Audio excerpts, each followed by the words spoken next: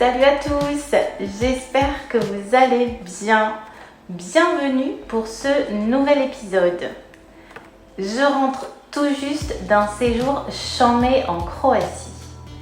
Et je sais pas si c'est pareil pour vous, mais ici en Pologne, il fait vachement chaud. Et du coup, peut-être que vous êtes comme moi, quand il fait chaud, vous aimez manger plus léger. Parce que perso, moi, la chaleur, ça me rend un peu raplapla. Donc quand on est raplapla, c'est quand on n'a pas beaucoup d'énergie. Et en plus de ça, si j'ai trop bouffé, eh bien, j'ai vraiment du mal à bosser. Du coup, je me suis dit que c'était l'occasion de vous partager une de mes recettes préférées. C'est un plat que je trouve plutôt sain. C'est un plat qui est aussi végétarien et qui est facile à faire. Et donc aujourd'hui, je vous propose de faire une quiche aux épinards à la feta et aux tomates cerises. Assurez-vous que vous avez tout ce qu'il vous faut. Et on y va! Voici les ingrédients nécessaires pour cette recette. Si vous êtes comme moi et que vous avez la flemme, vous pouvez opter pour une pâte préparée. On va commencer par faire cuire les épinards. J'aime bien les faire revenir avec un petit filet d'huile d'olive.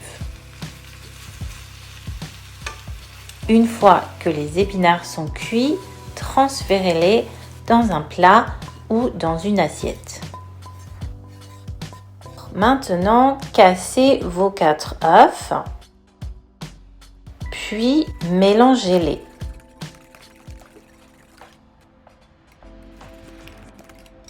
Ajoutez-y les 3 cuillères à soupe de crème fraîche. Mélangez vigoureusement. Puis, ajoutez vos épices et mélangez encore une fois. Placez votre pâte à quiche dans votre plat de cuisson et assurez-vous que les bords soient assez hauts. Dans le passé, il m'est arrivé d'avoir des bords trop bas et malheureusement pendant la cuisson, ils peuvent retomber dans la préparation. Donc, ajustez votre pâte et sa taille pour que ça corresponde bien aux dimensions de votre plat. Une fois que la pâte est bien en place, ajoutez le mélange des œufs, de la crème et des épices. Puis déposez les épinards cuits.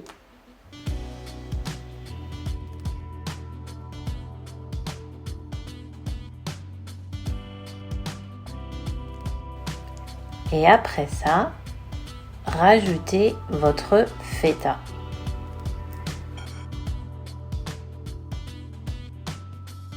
Et pour finir, ajoutez vos tomates cerises que vous aurez coupées en 2.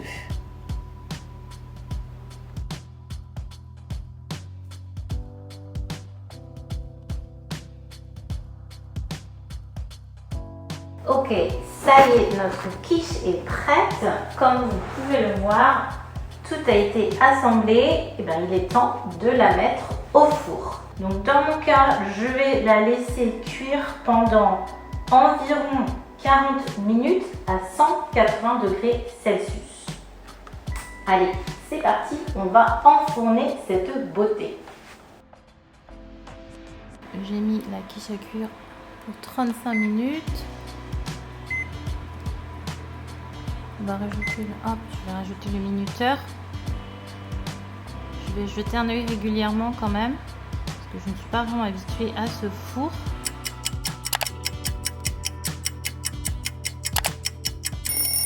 Et voilà, notre quiche est prête. Alors elle est encore bien chaude. Moi, idéalement, j'aime la laisser reposer entre 10 et 15 minutes, ce Ce qui est vraiment top, c'est qu'elle peut aussi se déguster froide. J'espère que ça vous a plu. J'espère vraiment que vous allez tenter la recette. Si vous essayez de faire cette quiche, surtout n'hésitez pas à me dire en commentaire si ça vous a plu. Je vous remercie d'avoir regardé cette vidéo et je vous dis à très bientôt. Kenavo.